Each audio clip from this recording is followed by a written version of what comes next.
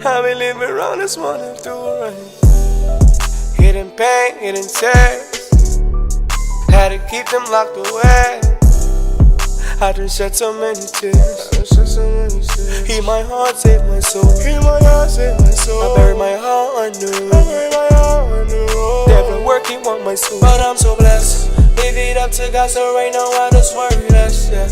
Heal my heart, save my soul.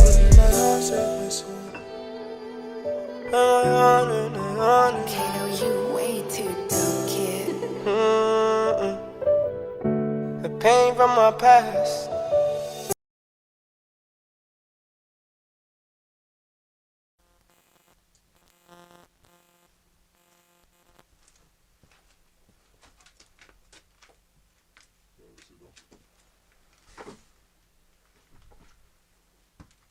My name is J-Rock, and I'm from Brownsville. Family life growing up, it was rough, Mom's there, dad not there. So, you gotta do what you can to try to make some money. High school growing up,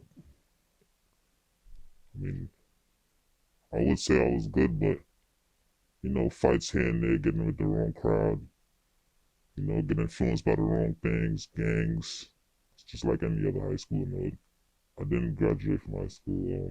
After high school, I would say after high school, I was just, hustling, rolling around the hood, doing what my friends was doing, fighting, running around, jumping people, snatching phones. But that's like a regular day for any kid where I'm from.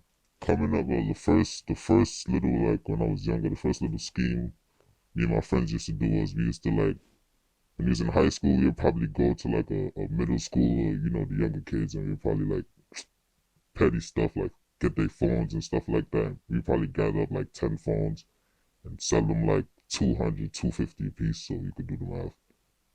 I'd say the worst things I've probably done in my time is, like home invasions, probably robbery, kidnapping. You could say kidnapping. We don't call it kidnapping, but you could say kidnapping, stuff of that sort. Really, home invasions is like you find them, flexing, because you wouldn't know somebody got something in their house if they don't come outside flashy every day. So it's the flexing. They come outside, flashy, or they just run their mouth too much. I'll give you a story of like my first home invasion. My first home invasion was me and my friend. My friend was buying weed from the guy, and the guy, he was showing off to my friend, but my friend was young at the time, so he was showing my friend like, he got pounds of weed and he want my friend to like be under him or whatnot. But my friend was already smart and hip, so my friend put me on because the guy didn't know me.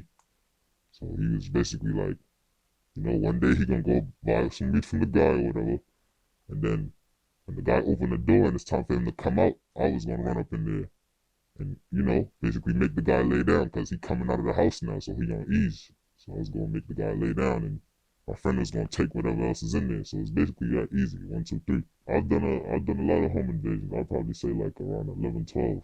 Not just in the state, out of state too. The worst thing that ever happened to someone during the home invasion, I would say the worst thing could possibly be someone getting someone I was with getting held as hostage on the scene and end up getting stabbed and shot or whatnot, but he got up out of there. But that was probably the worst thing that happened. It was a bad situation. Usually on the home invasions, no one get hurt because, you're already in someone's house.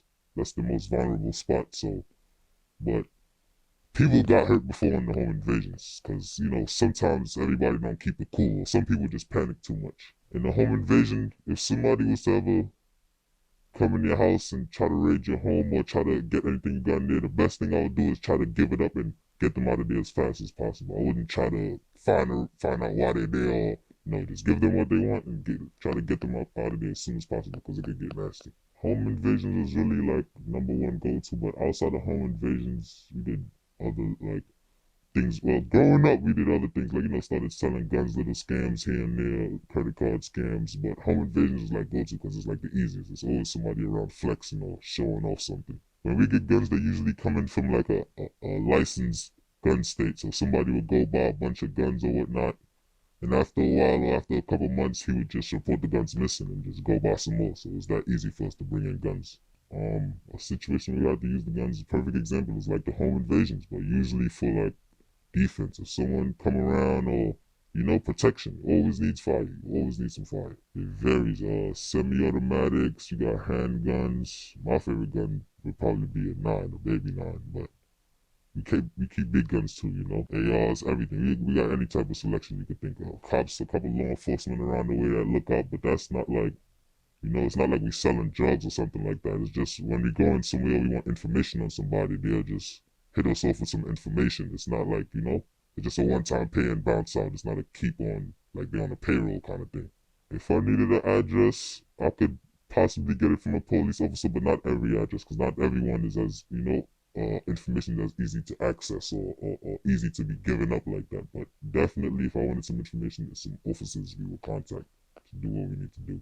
My crew is not that big, because big crews is problem. So my crew is probably about from like 5 to 8 people. That's all I need. We sit down and we do our research ourselves, and then we go in and we split our profits. We our own boss. We're not hired help. The most money we ever made from home invasion at one time, I'd probably say it would be like around 75, 60K, somewhere around there. When we get our money, everybody split it even, and then that's everybody else's business. Who pay their bills, who go party, or whatever they do. Once everybody get their money and it's split even, nobody even worried about what everybody else doing with their money. As long as the money's split evenly and properly, it's good. I personally myself shot many people, but I haven't killed anyone, but shot definitely. Off the top of my head, I could probably say about 4 people I probably definitely shot. But I've been in shootouts, and sometimes in shootouts you never even know who get hit or who don't get hit sometimes. You guys just part your ways and you drive off, they drive off, but definitely I shot 4 people. So things that make us move in on somebody when we are about to do a home invasion is usually drugs and usually jewelry. Because, you never know where somebody keeping their cash. Not everybody keep their cash at home, but somebody definitely, put their watch on real quick, or somebody got to go to the stash spot to pick something up. So that's definitely the easiest part. You definitely go in there looking for jewelry or cash, of course, but it's usually jewelry or drugs. After we get this stuff, we usually have a guy already in place, depending on the product and what it is, the people we already work with, because this is what we do. So we usually have a guy, depending on if it's drugs, we got a drugs guy. If it's jewelry, or if it's certain type of electronics that can be tracked, we got an electronics guy. So we really have like people in place to move all these things when we get these things. It's not just like one set person, or we go around shopping or trying to get stolen. No, it's just like we have people for these things in order already before it even happened. The worst thing I would say I've done personally, I would probably just say shooting someone and tying up an old lady is something I didn't want to do, but that was definitely one of the worst things I felt like I've done. Basically, in one of the homes, just as intimidation, because the guy wasn't trying to give up what we wanted, so we was just being a little more rough on grandma than we should be. But, just intimidation. I definitely feel bad about the stuff I do. Well, I wouldn't say I feel bad about it. I think about it, but it's like everybody have a job to do. Some people, the government hired them to kill people, so it's like this is just my job at the end of the day. So I really don't feel that bad about it. 10 years from now, I see myself, I don't know, moving away from here, far away from here, go to the islands somewhere, because karma always catch back up with you. So I'm not going to just say I'm going to go on and just live my life like everything's fine. So definitely probably move away from here somewhere with the money I got from my, events. How much money I spent on? Somewhere around 50 to 100,000. I'll give you a big gap so you could guess. Somewhere around 50 to 100,000. The woman in my life, definitely not a lot of women in my life, but because the type of life I live, you can't keep too much women. You never know, you get what I'm saying, who's speaking to who, or who's law enforcement, or who's even watching you for whatever reason. But the people in my life, especially the women in my life, they don't really know what's going on. They have an idea something illegal is going on, but they don't fully know to the extent that it is of what's going on. But once money is involved, people mind their business sometimes. Just pay them to keep quiet, I guess. If I was supposed to give anybody any advice on this, I'd tell them don't get into this life, because it would be hard to get out.